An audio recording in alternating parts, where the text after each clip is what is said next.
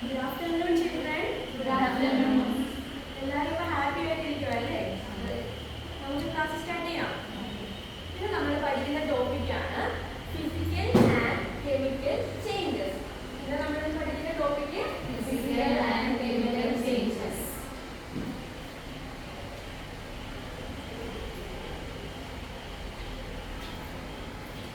Physical and chemical changes.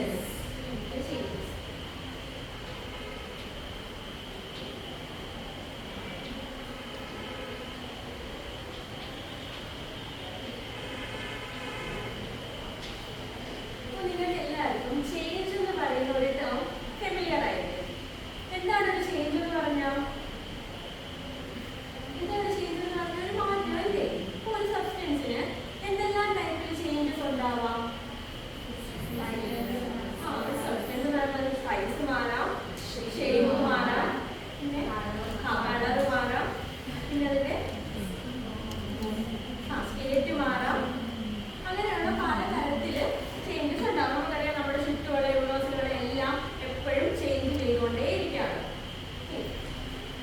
ഇതെന്താണെന്ന് മനസ്സിലായോ? അറിയാലോ നിങ്ങൾക്ക്? ഇതെന്താണ്? പേപ്പർ. ഏത് colour paper? White colour A4 സൈസിലുള്ള ഒരു പേപ്പർ. ഇനി ഈ പേപ്പറിനെ ഞാൻ ഇങ്ങനെയൊന്ന് ചുരുട്ടി. ഇപ്പൊ ഈ പേപ്പറിനെ എന്ത് ചേഞ്ച് ചെയ്തു? ഷേപ്പ് ചേഞ്ച് ചെയ്തു. ആദ്യം A4 സൈസിലുണ്ടായിരുന്ന റെക്ടാങ്കുലർ ഷേപ്പിലുള്ള ഒരു പേപ്പറിന്റെ എന്തൊരു ഷേപ്പ് ചേഞ്ച് ചെയ്തു. ഇനി ഈ പേപ്പറിനെ ഞാൻ ഇങ്ങനെ നിവർത്തി. ഇപ്പൊ പഴയ പോലെ അതേസമയം ഞാൻ ഈ പേപ്പറിനെ കത്തിച്ചു എന്ന് വിചാരിക്കാം. കത്തിച്ചു, കംപ്ലീറ്റ് ഞാൻ ഈ പേപ്പറിനെ കത്തിച്ചു. അപ്പൊ എന്തായത്? എന്തായി? ചാരമായി. അത് കംപ്ലീറ്റ് ആയിട്ട് കരിയായിട്ട് മാറി. ഇനി ആ കരിയിൽ എനിക്ക് പഴയ പോലെ ഇപ്പൊ ഞാൻ പേപ്പറിനെ മുറിച്ച് കാണിച്ച പോലെ കാണിക്കാൻ പറ്റുമോ? ഇല്ല, അത് മാറിക്കഴിഞ്ഞു. കംപ്ലീറ്റ് ആയിട്ട് അങ്ങ് മാറി. അപ്പൊ ആ പേപ്പറിനുണ്ടായിരുന്ന കളറാണോ ആ കരിക്ക്? അല്ല, പേപ്പറിനുണ്ടായിരുന്ന കളറല്ല. പേപ്പറിന് യാതൊരു പ്രോപ്പർട്ടീസും ഇല്ല അല്ലേ? കംപ്ലീറ്റ് അതിന്റെ പ്രോപ്പർട്ടീസ് എല്ലാം അങ്ങ് മാറി. പക്ഷെ ആദ്യം പറഞ്ഞപ്പോ അങ്ങനെയായിരുന്നോ? അല്ല, പേപ്പർ അതേ പേപ്പർ തന്നെയായിരുന്നു. പുതിയ സാധനമൊന്നും ആയതൊന്നുമില്ല, കളറൊന്നും ചേഞ്ച് ചെയ്തില്ല. ജസ്റ്റ് എന്തേ മാറിയുള്ളൂ? അതിന്റെ ഷേപ്പേ മാറിയുള്ളൂ. അപ്പോ ഈ രണ്ട് ചേഞ്ചസ് ആണെന്ന് നിങ്ങൾക്കറിയാം. അപ്പൊ ഇപ്പൊ നിങ്ങൾക്ക് മനസ്സിലായില്ലേ? ഇത് രണ്ട് ഒരേപോലുള്ള ചേഞ്ചസ് അല്ല എന്ന് മനസ്സിലായില്ലേ? രണ്ട് ചേഞ്ചസിന് എന്തൊക്കെയോ ഡിഫറൻസസ് ഉണ്ട് എന്ന് നിങ്ങൾക്ക് മനസ്സിലായി.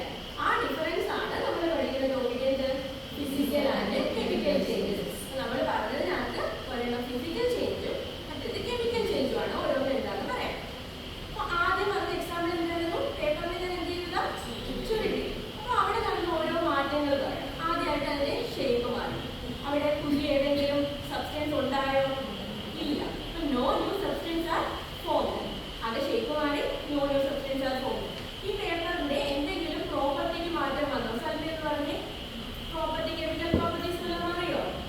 ഇല്ല, മാറിയില്ല. കറക്റ്റാണ്. ഓക്കെ, പ്രോപ്പർട്ടീസ് ഒന്നും മാറിയില്ല. ആദ്യം എന്തേ മാറിയുള്ളൂ? അതിന്റെ ഷേപ്പ് മാറി. No new substance are formed. Chemical പ്രോപ്പർട്ടീസിലൊന്നും ചേഞ്ച് ഉണ്ടായില്ല. ഇങ്ങനത്തെ ചേഞ്ചസിനെ നമ്മൾ പറയുന്നതാണ് എന്ത് ചേഞ്ചസ്? Physical changes. എന്ത് ചേഞ്ചസ് ആണ്? Physical changes. അതേസമയം നമ്മൾ രണ്ടാമത് ഞാൻ പറഞ്ഞ എക്സാമ്പിൾ, പേപ്പറിനെ കത്തിക്കുന്ന എക്സാമ്പിൾ. അപ്പൊ ആ എക്സാമ്പിൾ ഇത് വെച്ച് തന്നെ നമുക്ക് പറയാം. പറഞ്ഞെന്ന് പറഞ്ഞാൽ അവിടെ എന്ത് മാറ്റമാണ് ഉണ്ടായത്? അതിന് എന്ത് മാറ്റം ഉണ്ടായത്? പേപ്പറിന് സൈസ് ഷേപ്പ് മാത്രം മാറിയതാണോ? കംപ്ലീറ്റ് ആയിട്ട് മാറിയോ? അത് ജസ്റ്റ് ആ പുറമേ ഉള്ളൊരു ലുക്ക് മാത്രമേ മാറിയുള്ളൂ? കംപ്ലീറ്റ് ആയിട്ട് അതിന് മാറി. കറക്റ്റാണ്. അപ്പോൾ പേപ്പർ എന്ത് ചെയ്തു? കംപ്ലീറ്റ് ആയിട്ട് മാറി. അവിടെ പുതിയ സബ്സ്റ്റൻസ് വല്ലതാണോ ഉണ്ടായ സിസ്റ്ററെ? പുതിയൊരു സബ്സ്റ്റൻസ്. പേപ്പർ അല്ലേ? പേപ്പർ അല്ലാതെ പുതിയൊരു സബ്സ്റ്റൻസ് ഫോം ചെയ്തു. കറക്റ്റാണ്. അപ്പോൾ പുതിയ സബ്സ്റ്റൻസ് അവിടെ ഫോം ചെയ്തു. എന്ത്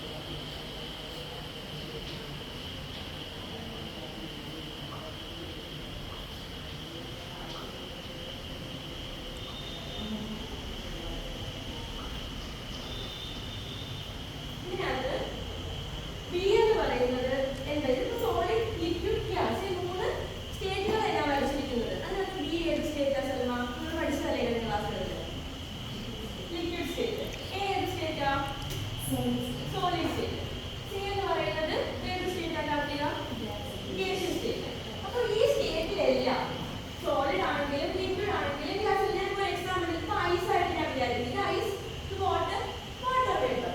അപ്പോൾ ഈ മോളിക്യൂൾസിന് എന്തെങ്കിലും മാറ്റമുണ്ട് എന്ന് വെച്ചാൽ ഈ മോളിക്യൂൾ അല്ലാതെ വേറെ ഏതെങ്കിലും മോളിക്യൂൾ ആണ് ഇപ്പോൾ തോന്നുമ്പോൾ ഇത് വാട്ടർ മോളിക്യൂൾ ആണെങ്കിൽ ഇത് വേറെ വല്ല മോളിക്യൂൾ ആണ് അല്ല. അപ്പോൾ ഇത് മോളിക്യൂൾസിന് മാറ്റമൊന്നുമില്ല, അതേ മോളിക്യൂൾ തന്നെ. എന്ത് മാറിയുള്ളൂ അവിടെ? ആ മോളിക്യൂളിന്റെ അറേഞ്ച്മെന്റിന് മാത്രമേ മാറ്റം വന്നു. മോളിക്യൂൾസിന് മാറ്റം വന്നില്ല, അതിന്റെ അറേഞ്ച്മെന്റ് മാത്രം മാറി. അതേസമയം നമ്മൾ ഈ കത്തിക്കുന്ന എക്സാമ്പിൾ പറഞ്ഞ കെമിക്കൽ ചേഞ്ചിലോ അവിടെ ജസ്റ്റ് അറേഞ്ച്മെന്റ് മാത്രമാണോ മാറിയത്? അല്ല. അപ്പൊ ആദ്യം പേപ്പർ ആയിരുന്നെങ്കിൽ രണ്ടാമത്തെ കാര്യം ആ മോളിക്യൂൾ കംപ്ലീറ്റ് ആയിട്ട് മാറി വേറെ മോളിക്യൂൾ ആയിട്ട് മാറുകയാണ് ചെയ്തത്. ഇതാണ് ഫിസിക്കൽ ചേഞ്ചും കെമിക്കൽ ചേഞ്ചും. ഒന്നുകൂടെ പറഞ്ഞു കഴിഞ്ഞാൽ ഫിസിക്കൽ ചേഞ്ച് എന്ന് പറഞ്ഞു കഴിഞ്ഞാൽ അവിടെ എന്താണ്? മോളിക്യൂൾസിന്റെ അറേഞ്ച്മെന്റിന് മാത്രമേ മാറ്റം വരുന്നുള്ളൂ. അതുപോലെ അവിടെ പുതിയ സബ്സ്റ്റൻസ് ഒന്നും പ്രൊഡ്യൂസ് ചെയ്യുന്നില്ല. പിന്നെന്താണ്? അതിന്റെ ആ പ്രോപ്പർട്ടീസ് ആദ്യം എടുത്ത സബ്സ്റ്റൻസിന്റെ പ്രോപ്പർട്ടീസ് ഒന്നും മാറുന്നില്ല. പക്ഷെ കെമിക്കൽ ചേഞ്ച് പറഞ്ഞു കഴിഞ്ഞാൽ അവിടെ എന്താണ്? അവിടെ നമ്മൾ എന്താ കംപ്ലീറ്റ് ആയിട്ട് ഒരു സബ്സ്റ്റൻസ് മാറുകയാണ് ചെയ്യുന്നത്. പുതിയൊരു സബ്സ്റ്റൻസ് അവിടെ പ്രൊഡ്യൂസ് ചെയ്യുന്നു. തിരിച്ച് പഴയതിലോട്ടൊരു മാറ്റം കഴിയില്ല. അതായത് നമ്മൾ ഇറിവേഴ്സിബിൾ എന്ന് പറയും. പഴയപോലെ ഇനി തിരിച്ച് മാറാനായിട്ട് സാധിക്കില്ല. അതാണ് കെമിക്കൽ ചേഞ്ച്. ആദ്യം നമ്മൾ പേപ്പർ ചുരുക്കുന്ന എക്സാമ്പിളും സ്റ്റേറ്റ് മാറുന്ന എക്സാമ്പിളും ഒക്കെ ഫിസിക്കൽ ചേഞ്ചിന്റെ എക്സാമ്പിൾ ആയിട്ടാണ് പറഞ്ഞത്. അതുപോലെ തന്നെ എന്താണ്? പേപ്പർ കത്തിക്കുകയൊക്കെ ചെയ്യുന്നത് എന്താണ്? കെമിക്കൽ ചേഞ്ച് ആണ്. ഇനി ഞാനൊരു ക്വസ്റ്റ്യൻ ചോദിക്കാം. ക്യാൻഡിൽ ബേൺ ചെയ്യുന്നത് എന്ത് ചേഞ്ച് ആണ് കാർത്തിക? എനിക്ക് ഫിസിക്കൽ ചേഞ്ച് ആണോ കെമിക്കൽ ചേഞ്ച് ആണോ? ക്യാൻഡിൽ ബേൺ ചെയ്യുന്നത് മെൽറ്റ് ചെയ്യുന്ന ആലോചിച്ചു. ക്യാൻഡിൽ മെൽറ്റ് ചെയ്യുന്നത് ഫിസിക്കൽ ചേഞ്ച് ആണോ കെമിക്കൽ ചേഞ്ച് ആണോ? ഫിസിക്കൽ ചേഞ്ച് ആണ്. ഒരു കാര്യം എടുത്ത് കറക്റ്റ് ആൻസർ ആണ് എനിക്ക് ഫിസിക്കൽ ചേഞ്ച് ആണ്. അതുപോലെ ഇപ്പോൾ ഞാൻ ഷുഗർ കാരമലൈസ് ചെയ്യുന്നത് എന്ത് ചേഞ്ച് ആണ് സിസ്റ്ററെ?